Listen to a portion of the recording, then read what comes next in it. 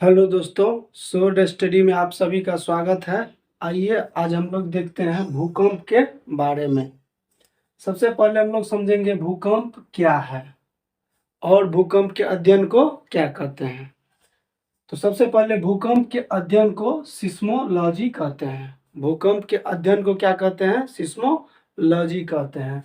फिर इसके बाद भूकंप के तरंग को मापा जाता है किससे? तो सिस्मोग्राफ से। भूकंप के तरंग को किससे मापा जाता है? तो सिस्मोग्राफ से। वैसे भूकंप के तरंग को मापने का 3 यंत्र है, तो उस 3 यंत्र के बारे में हम लोग बाद में चर्चा करेंगे। नहीं तो फिलहाल अब ये कर देते हैं। पहला है रोसीफेरल, दूसरा है मर्केली और तीसरा है क्या कहते हैं, रिचर्ड स्केल। 3 गो हुआ। तो फिलहाल ये तीनों का जरूरी नाम मात्रा के लिए पड़ता है, उतना जरूरी नहीं है। और मेन चीज जरूरी है तो सिस्मोग्राफ, जिससे हम भूकंप के तरंग को मापते हैं।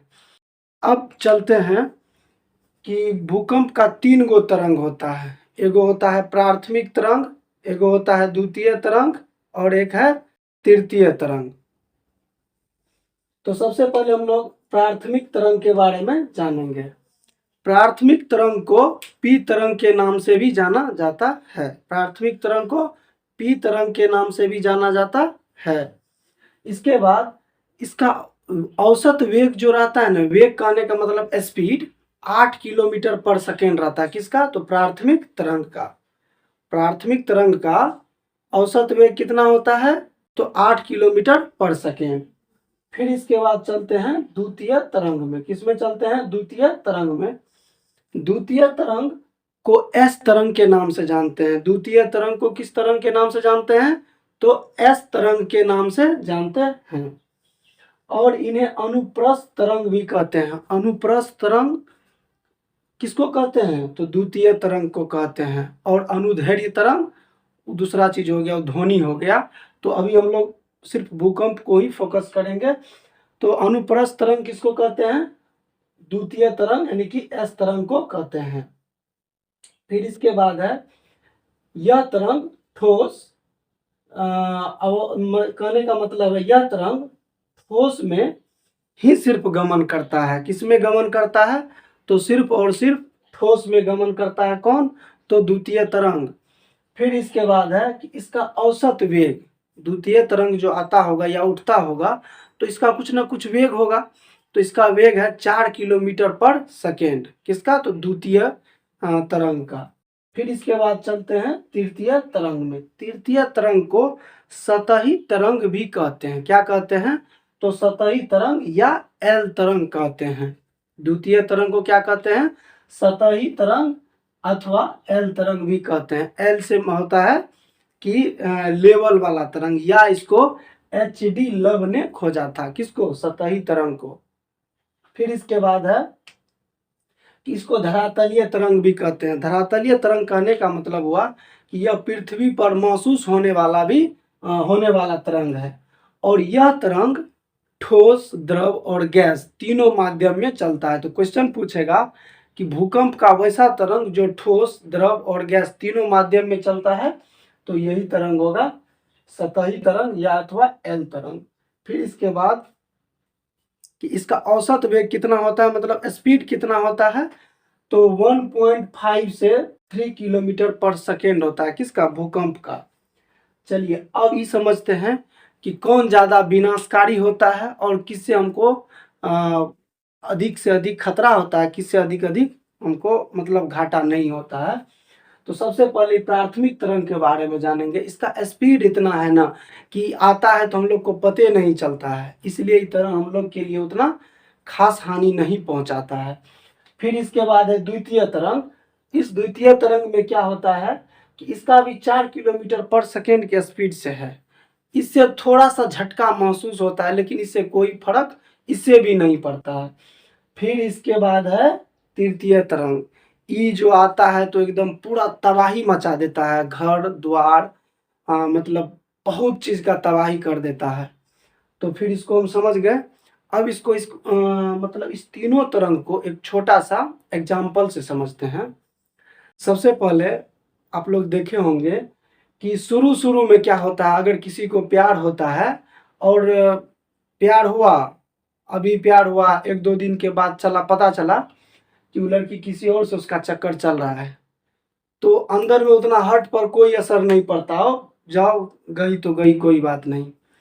फिर इसके बाद वही है प्राथमिक तरंग, इसमें इतना स्पीड से आता है ना, तुरंत आता है तुरंत चल जाता है, कोई पता नहीं चलता है।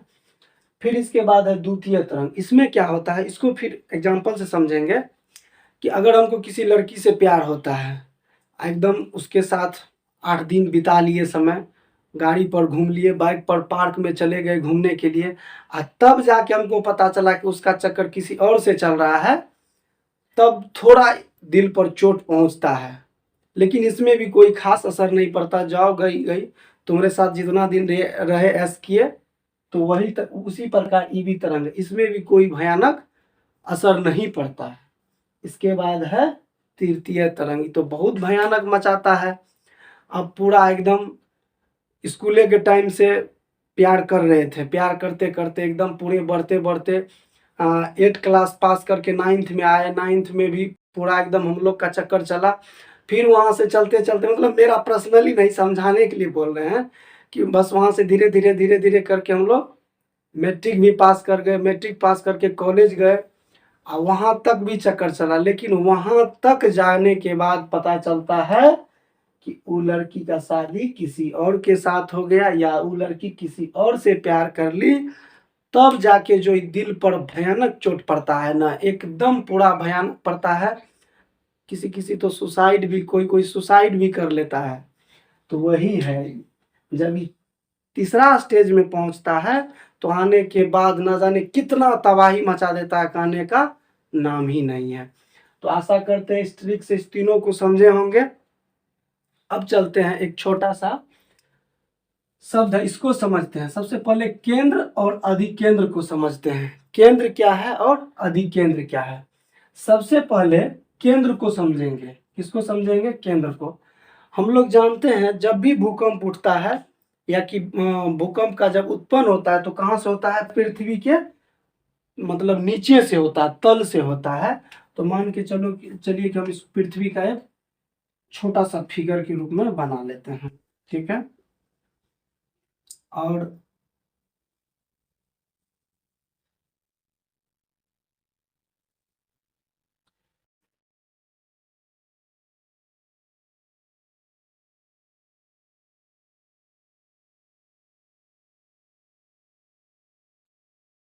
जिस तरह से पृथ्वी का यहाँ से हो गया ना नीचे वाला भाग, तो यहाँ से जब शुरुआत होगा भूकंप का उत्पन्न होना, तो उसको बोलते हैं केंद्र। इसको क्या बोलते हैं? केंद्र बोलते हैं, इसको बोलते हैं केंद्र। लेकिन यही भूकंप जो सबसे पहले यहाँ से उत्पन्न हुआ, तो इसका मेन सिद्ध डायरेक्शन हुआ यहाँ, और यहाँ जब भूकंप का पता चलता है, किसी को बोलते हैं अधिकेंद्र। क्या बोलते हैं? अधिकेंद्र